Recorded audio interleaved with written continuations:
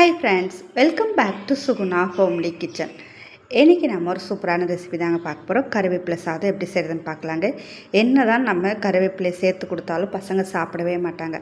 அதுவே இந்த மாதிரி கருவேப்பிலை சாதமாக ரெடி பண்ணி கொடுத்து பாருங்கள், கொஞ்சம் கூட மிச்சம் வைக்காமல் சாப்பிட்டுக்குவாங்க. நமக்கும் கருவேப்பிலை கொடுத்த திருப்தி இருக்குங்க.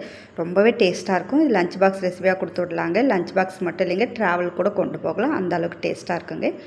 அதுக்கு வந்து ஸ்டவ் ஆன் பண்ணிவிட்டு ஒரு கடாயில் நம்ம எல்லா பொருளுமே ட்ரையாக தாங்க வறுத்தெடுக்க போகிறோம். எண்ணெய் எதுவும் சேர்க்க போகிறது இல்லைங்க. ஒரு ஸ்பூன் அளவுக்கு உளுந்து, அதே அளவு கடலைப்பருப்பு, அரை ஸ்பூன் அளவுக்கு மிளகு, 1/4 டீஸ்பூன் அளவுக்கு சீரகம், இது கூடவே ஒரு ஸ்பூன் அளவுக்கு எள்ளு சேர்த்துக்கலாங்க. 2 வரமிளகாய், நம்ம ஆல்ரெடி காரத்துக்கு மிளகு சேர்த்துருக்குறோங்க.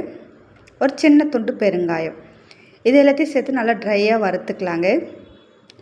பருப்பெல்லாம் நல்லா கலர் மாறுற டயத்தில் நம்ம கருவேப்பிலை சேர்த்துக்கலாம். ரொம்பவே வாசனையாக இருக்குங்க. டேஸ்ட்டு பார்த்திங்கன்னா ரொம்ப சூப்பராக இருக்குங்க. இப்போ நல்லா ஒரு கப் அளவுக்கு கருவேப்பிலை சேர்த்துக்கலாங்க. இது கூடவே கொஞ்சமாக புளி, நல்ல ஒரு புளிக்கொட்டை அளவுக்கு புளி சேர்த்துக்கலாங்க. நீங்கள் எந்த அளவுக்கு கருவேப்பிலை எடுத்து அரைக்கிறீங்களோ அதுக்கு தகுந்தாற்போல் புளி கூடவோ குறைவோ சேர்த்துக்கலாங்க. இப்போ கருவேப்பிலையும் நல்லா ட்ரை ஆகிற அளவுக்கு வறுத்தாச்சுங்க. இப்போ ஸ்டவ் ஆஃப் பண்ணிவிட்டு நல்லா சூடாகவும் ஒரு மிக்ஸி ஜாரில் சேர்த்து நல்லா கொரன்னு அரைச்சி எடுத்துக்கலாங்க.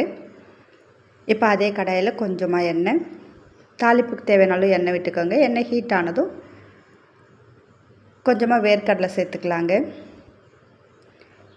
இது கூடவே ஒரு ஸ்பூன் அளவுக்கு உளுந்து. உங்களுக்கு எந்த அளவுக்கு பருப்பெல்லாம் பிடிக்குமோ அந்த அளவுக்கு நீங்கள் கூடவோ குறைவோ சேர்த்துக்கலாங்க. நல்லா கிறிஸ்பியாக இருக்குங்க. சாப்பிடும் போது அங்கங்கே வாயில் கடிப்படும் போது ரொம்ப டேஸ்ட்டாக இருக்கும் அந்த வேர்க்கடலை.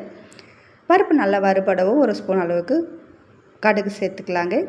கடுகு நல்லா பொரிஞ்சு வர டயத்தில் கொஞ்சமாக கருவேப்பிலை, இந்த நேரத்தில் நீங்கள் விருப்பப்பட்டால் வரமிளகாய் சேர்த்துக்கலாங்க. லஞ்ச் பாக்ஸ் ரெடி பண்ணுறதுனால நான் வரமிளகாய் சேர்க்கலைங்க. இப்போ தேவையான அளவு உப்பு. இப்போது நம்ம வறுத்து அரைச்சி எடுத்துருக்குறோம் பாருங்கள் கருவேப்பிலை பொடி, அதை சேர்த்துக்கலாங்க.